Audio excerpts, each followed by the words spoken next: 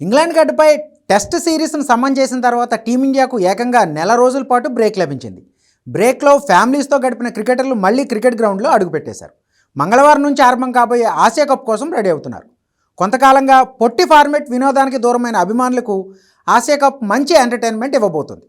పైగా ఆసియా కప్లో టీమిండియా తన సుదీర్ఘ ప్రత్యర్థి పాకిస్తాన్తో తలపడబోతుంది.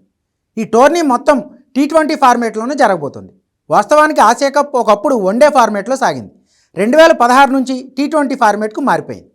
ఆసియా కప్కు ముందు దగ్గరలో జరిగే వరల్డ్ కప్ను దృష్టిలో ఉంచుకుని ఫార్మేట్ను మార్చుకుంటూ నిర్వహిస్తున్నారు.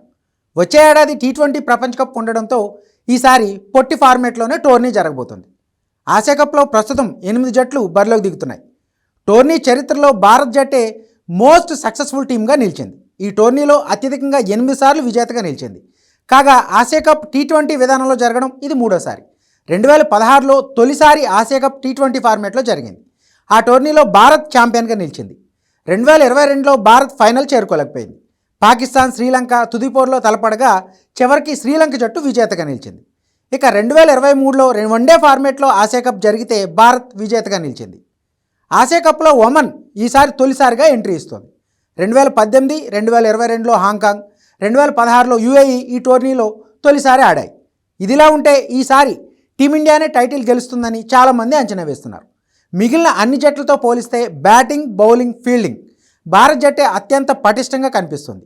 పైగా గత ఏడాది T20 ప్రపంచ కప్ గెలిచిన దగ్గర నుంచి టీమిండియా ఒక్క T20 సిరీస్ కూడా కోల్పోలేదు. అదే సమయంలో భారత ఆటగాళ్లు భీకరమైన ఫామ్లో ఉన్నారు. కీలక బ్యాటర్లే కాదు, అద్భుతమైన ఆల్రౌండర్లు కూడా జట్టులో ఉండడం, బౌలింగ్లోనూ అద్భుతాలు సృష్టించే ప్లేయర్స్ ఉండడం అడ్వాంటేజ్గా చెప్పొచ్చు. IPL ఎక్స్పీరియన్స్తో T20 మ్యాచ్లు ఎక్కడ జరిగినా భారత యువ క్రికెటర్లు దుమ్ము రేపుతున్నారు. ఇక భారత్ తరహా పిచ్చిల్లా ఉండే UAEలోనూ వారి జోరు కొనసాగడం ఖాయమని, అందుకే కప్పు టీమిండియాదే అని అంచనా వేస్తున్నారు.